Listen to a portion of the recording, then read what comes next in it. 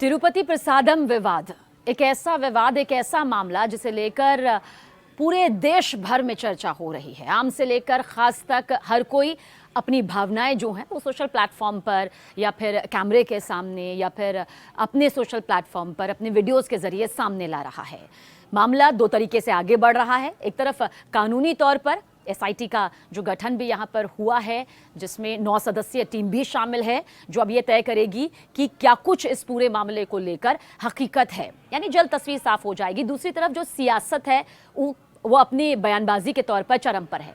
लेकिन हम ये वीडियो लाए हैं ताकि इतिहास के पन्नों को जब आप पलटेंगे तो आप समझ पाएंगे कि गलती और पाप में क्या फ़र्क है। दरअसल कहते हैं कि गलती की माफ़ी होती है, लेकिन पाप का या तो प्रायश्चित होता है या फिर उसकी सज़ा ही मिलती है। ऐसा हम क्यों कह रहे हैं ये ज़रूर आपको बताएंगे और बहुत सारी ज़रूरी जानकारी आप तक ज़रूर पहुंचेगी। लेकिन अगर आपने अब तक हमें सब्सक्राइब नहीं किया है तो ज़रूर कर लीजिए, ताकि जो भी देश और दुनिया में हो रहा है ज़रूरी जानकारी जो आपके लिए बेहद ज़रूरी है, आप तक पहुंचनी ज़रूरी है, वो सबसे पहले हमारे ज़रिए, हमारे सोशल प्लेटफॉर्म के ज़रिए आप तक इसी तरह से पहुँचती रहे। बहरहाल तिरुपति मंदिर में ही लिखा है तरीका, किस तरीके का हम जिक्र कर रहे हैं वो जरूर बताएंगे। फिर आखिर कैसे हुआ ये महापाप।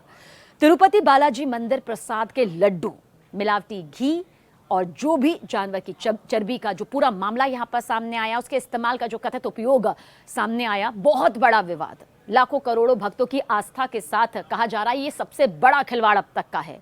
लेकिन सच्चाई ये भी है कि इस मंदिर में सबसे ज्यादा श्रद्धालु आते हैं। हिंदू धर्म ग्रंथों का हम जिक्र करेंगे, क्योंकि इस मंदिर का जिक्र कलयुग के दौरान भगवान विष्णु के सांसारिक निवास स्थान के तौर में किया गया है। तिरुपति बालाजी का मंदिर, जिसे श्री वेंकटेश्वर स्वामी मंदिर के नाम से भी जाना जाता है, हिंदू धर्म ग्रंथों के मुताबिक इसके अनुसार एक प्रमुख धार्मिक जगह है, एक धार्मिक स्थान है, आस्था जुड़ी हुई है। आंध्र प्रदेश के चित्तूर जिले में मौजूद इस मंदिर में हर दिन भारी संख्या में भक्त दर्शन के लिए आते हैं, पूजन के लिए आते हैं। विधि विधान के साथ पूजा अर्चना करना वो अपना सौभाग्य मानते हैं। इसलिए तिरुपति बालाजी मंदिर के प्रसाद की महिमा सर्वोपरि मानी जाती है। भक्तों के लिए भगवान विष्णु का आशीर्वाद लेने और भगवान से अपनी इच्छाओं को, अपनी मनोकामनाओं को पूरा करने के लिए यहाँ पर विशेष प्रार्थना की जाती है। प्रसाद चढ़ाना चढ़ावे के तौर पर ये आम बात है, लेकिन प्रसाद वाले लड्डू में जो मिलावट हुई, अब उसकी वजह से ये मंदिर और ज्यादा अपना ध्यान खींच रहा है।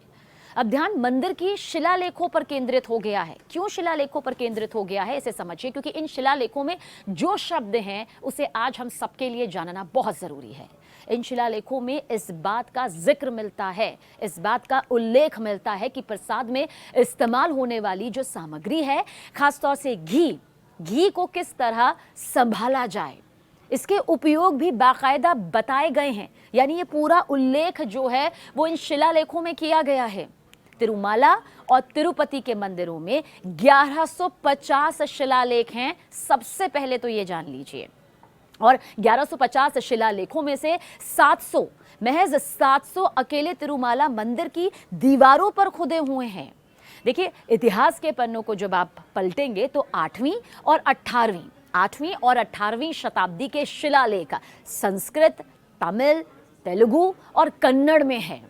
और एक रिपोर्ट के मुताबिक एक शिलालेख मंदिर के आनंद निलयम के जो पहला प्राक्रम, यानी कि जो आंतरिक अंदर का जो परिसर होता है, उसके उत्तरी दीवार पर पाया जाता है। जो गर्भगृह के ऊपर की छतरी है, जो लोग यहाँ पहुंचे हुए हैं उनके सामने ये पूरी तस्वीर आ भी रही होगी, लेकिन ऐसे बहुत से भक्त हैं, ऐसे बहुत से लोग हैं जो सिर्फ तस्वीरों के जरिए देख पाए हैं। तो उन्हें हम पूरी तरह से बता रहे हैं कि गर्भगृह के ऊपर की जो छतरी है वहां पर है, जो कि आज भी विमान वेंकटेश्वर की मूर्ति के पास पाया जाता है। विमान वेंकटेश्वर मूर्ति, इस मूर्ति की भी अपनी मान्यता है और जो पहुंचे हुए हैं यकीनन उन्होंने ये देखी होगी और हम भी आपको यहाँ पर दिखा रहे हैं।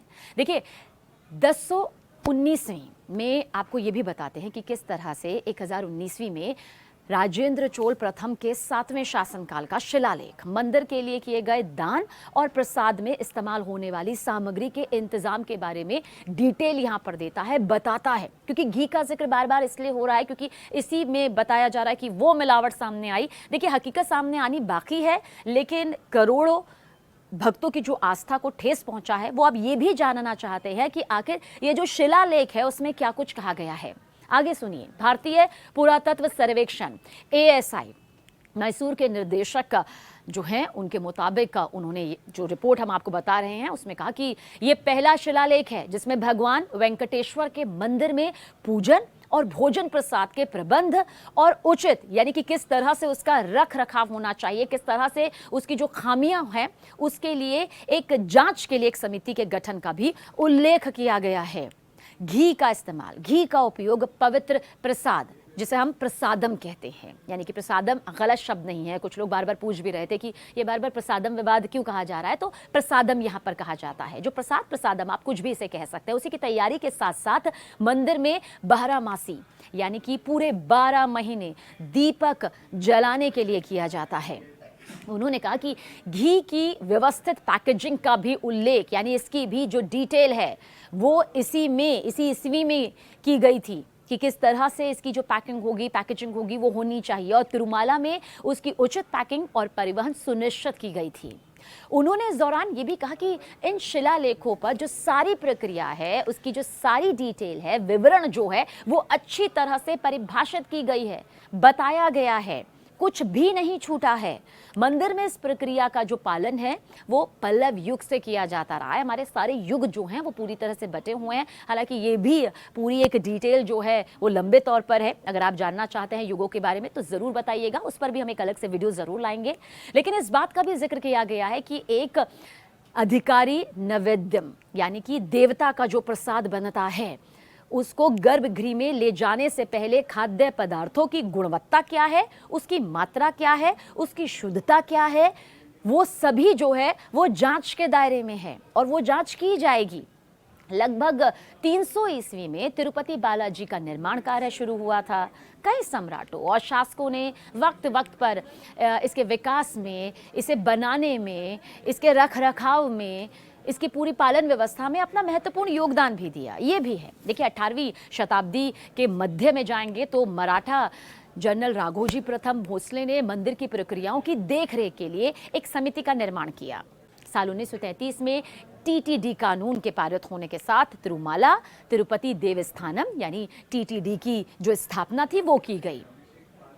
TTD बड़ी संख्या में मंदिरों और उनके सहायक मंदिरों की देखरेख और रखरखाव जो होता है वो उसमें पूरी तरह से सक्षम माना जाता है।